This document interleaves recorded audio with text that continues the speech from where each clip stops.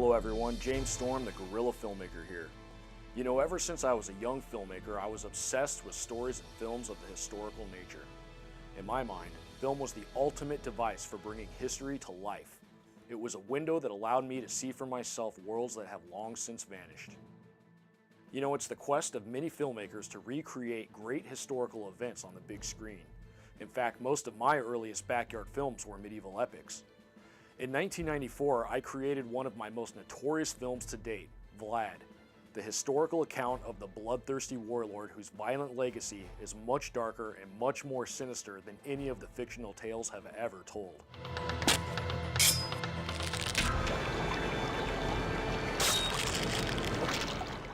My film may not have been the most historically accurate film, but for a backyard film made by a bunch of 14-year-olds, it definitely got the point across.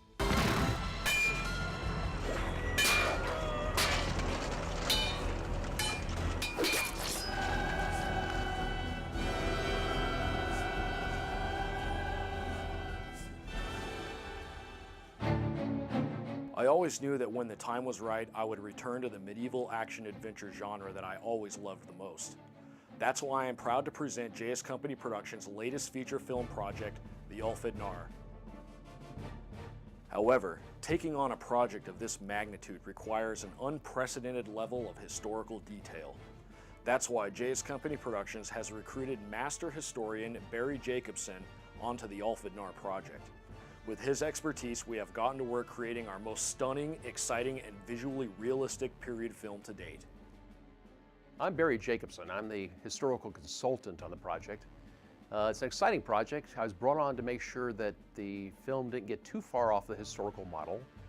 We're going to be dealing with some high concepts, Vikings, Romans, even werewolves. So it's going to be an exciting project. The legend of the Ulfidar is one of a berserk warrior of the Viking culture that charged into battle howling like a wolf, wearing wolf skins, possessed of the savage fury of a real wolf. It led their enemies to think these men might have actually been wolves in human form, or as we might think of it, shapeshifters or werewolves.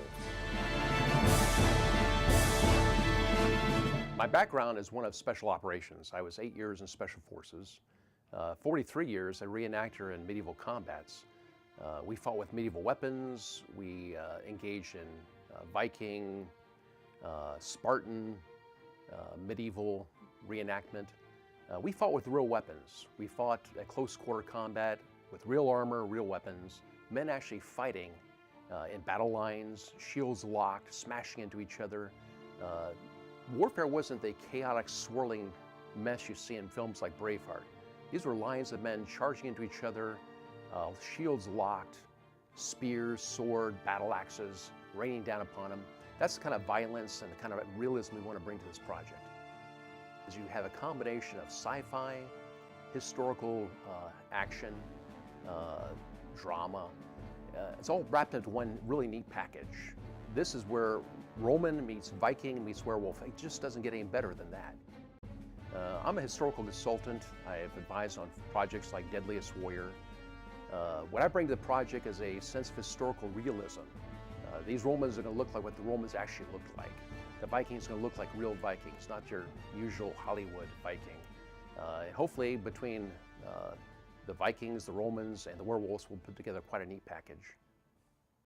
With Barry's careful supervision, the makeup artist, the costume designer, and the prop designers all work in unison to bring the different elements together. Hi, my name is Klein.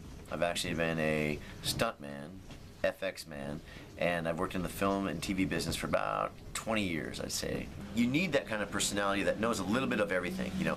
He knows a little bit of the actual costumes, he knows a little bit of the actual prop creation, he knows a little bit of the FX manifestation, because you got to be able to actually bind the three elements together. And you put those elements on an actor, and it'll all come to fruition, and it'll be beautiful.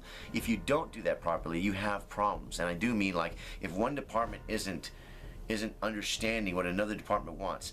So you have to make sure that from concept to creation, there is a different form of communication between all departments. That understanding is critical. You know, when you're dealing with like elements of prop creation, you can have this beautiful costume, but if it doesn't work for the actor, if it's biting on the actor's neck, if it's binding on the actor's armpits, if it's too tight in the groin area, and the actor does a kung fu move and it rips on set, you don't need to deal with that. You know, you need a lot of preconceived notions of what's going to happen for the actual costume. You know, you have an action-packed hero who's flailing his arms about and he's ripping leather here during filming. You just can't have that. So that's another thing we can consider. So you need to make sure that you're creating a costume that's conducive to the elements around as well.